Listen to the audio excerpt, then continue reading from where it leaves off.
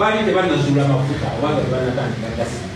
bali tebanazula golubiri maanyi bamasiga nsimbi bali tebanajja nnyo mu Uganda naye nga Uganda etambula abaffe twongera ensi yaffe eyongera kubanja bugosigeera kubanga kati biri Uganda ngagga nnyo ne bannayuganda baavu nnyo ekikula abaavu yengeri gye tukulemberwa so ffe ekituleeta okusoma tusobole okukonectinga byetulina n'engeri gyetuyinza okuyita mu mbeera ate nga kisoboka buli munnayuganda eyagalira musoma oba oli wa ggwanga ki oba oli wa ddiini ki oba oli wa myaka emeka oba oli wa kabila ki bisoboka ensonga lwaki tukkiririza nnyo mu kubangula omuntu obwongo abatusookawo batugamba a man who is educated is not fit to be a slave mubiraba abantu abasajja abatusookawo Steve Biko yakikugamba nagamba the most important weapon in the hands of the oppressor is the mind of the oppressed ekyokulwanyisa ekisinga okuba ekyamaanyi kyalamukisa omuntu anyigiriza abantu kyabeera nakyo ng'akyesiga bwe bwongo bwe bwanyigiriza bwe mba nyina obwongo bwo nga nakuteeka bwenjagala mu sitayiri byenjagala muntu tojja kumanya nti nkubba tojja kumanya nti nkunyigiriza naye okulawo obwongo oga lindako okugeza tulinga ekyokugeza tulinga ffe abakutamye tutaddewo emigongo gyaffe yemeeza abakulu kwe baliira naye singa tukeera ku makya ne tuzuukawo ekyensaniya ziwandagala ekyo kitulina okukola era n'abalala batugamba nti the first duty of a revolutionary is to be educated kati mwabaina Idi Amin paka kakitataakagenda mu ssomero okumanya nti wengenda n'ennima emmwanyi zange nyina ozifunamu teweetaagagenda ku ssomero okumanya bwe mba nsasula omusolo gwange nga bwengenda okugula emmotoka kisasulako omusolo akacupa k'amazzi kasasulako omusolo then omusolo ogugulina okukomawo ne kukuyamba teweetaaga genda mu ssomero okumanya nti olina okubeera ddembeero oli alina zidiguli 5 naawe atalina diguli mwenna mu maaso g'amateeka mukyekina so ebyo n'ebirala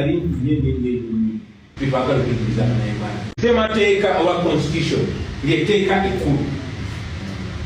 era ne booleeta etteeka lyonna lyonna libabaga oba mulibaze ku disitulikiti oba balirese mu parliament nga likontana ne constitution erilibafu constitution katabo katono bekati naye walimu ensonga lwaki gavumenti ya Museveni yagaana okukyusa constitution ogissa mu nnimi enzaaliranwa newankubadde constitution yeyo ekomandinga oba erimu ekiragiro nti constitution eno erina okukundulwa mu ngeri ekyasinza okuba ennyangu muntu alitegeere naye bamakinga sure tomanyi kiri mu constitution tomanyi lwaki nongeza nosoma constitution oba mu Luganda oba mu Lunyambo nekitegeera bulungi oba okyafulika kubanga ojja kumanya nti bano bapolitician gwe boosi waabwe ojja kumanya nti balina kola biyamba gwenga munaasi so kakati n'okumanya kyafuuka kyabulabe ekyewunyisa otwali tukyali baddu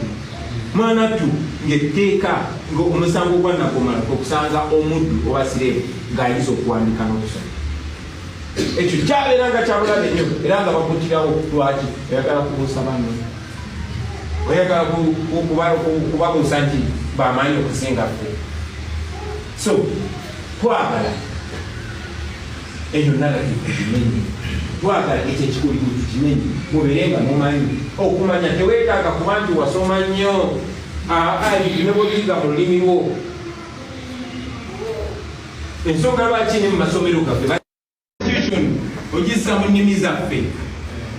ekyo tetugenda kulinda kutuula mu ntebe ekyo tugenda kikola kati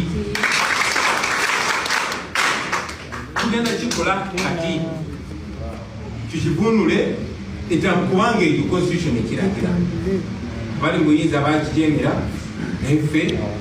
ekyomukiso omulungi ffe bumwalo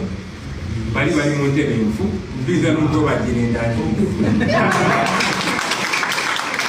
owuliriza betugira nsakanya naawe naye nga tugenda mu lutalo lwe tumanye tuliringa n'ababbi n'abatemu n'abalimba kuyingira kitegeeza ebintu bisatu kulimba kutemula na kubba bano bakyali bayeekera so tugenda mu kulonda twakwangula complete ne bakola efujjo tukola abansibye waka ne battale basse abala bakyali mukomola naye ensonga lwaki baagala okugjawo akalulu balize mu parliament kuba buli bwe tugenda mu kalulu tubawangula ne tubalabisa nnyo tewali kisula gavumenti nga kujambula kubanga n'esente zisinga okuyimirizawo Museveni ziba mu nsi ez'olweru ensi ezikkiriza mu demokrasi sokolaba yali yateekawo ekiwaani nayeeterawo nganemegendayo naye manebulako katono gamba nga waliwo n'abamu ab'opposition nga yabeeterawo bamuwakanyiza abamuwakanyiza ebyaddala nga si byamuwakanyamu wabula mujjago sokolaba yameeka bwabo so tukole tusobola okukola nga tetukukiyabukuzibi abiri mukaaga Museveni twagala mwijjako ne bwe lubeera lino ne bwe lubeera ntya tumanye nti tetugenda kulekeraawo asobola nokera ku majja n'agamba kakati Bobi Wine nayiyayo ekisangosango nansiba kyenjagala mweteke mitima nti temugenda kulekeraawo paka nga mutuuse mu bulamu omulowooza zimusanze ate tetwagala 26 tukwagala kati tugenda mu 26 nga tugenze musina so tugende ne confidence sijja kuwulira bubadi bwenjagala kuleta ku mulundi guno kubanga tuli ku kamera naye kwemanya tuzze announcements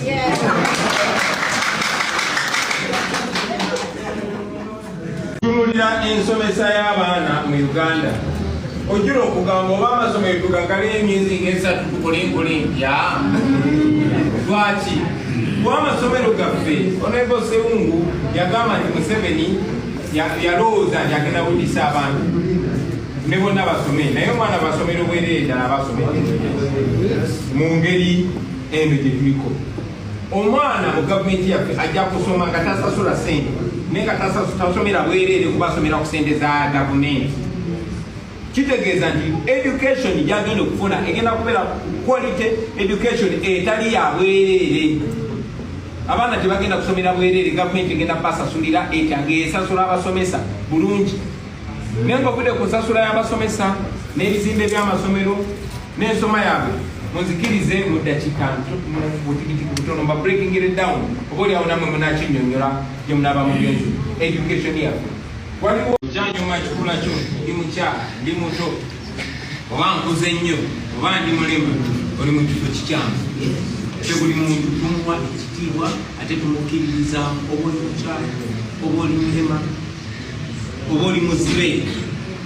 oba oli kiggala oba just bulemu naye obwonko bwabukola so tuli bwiringira tujja kusapotinga buli muntu okumakinga sure nti buli munauganda atuwa their best sebo tukube eno esooka academics eno eyokubiri athletics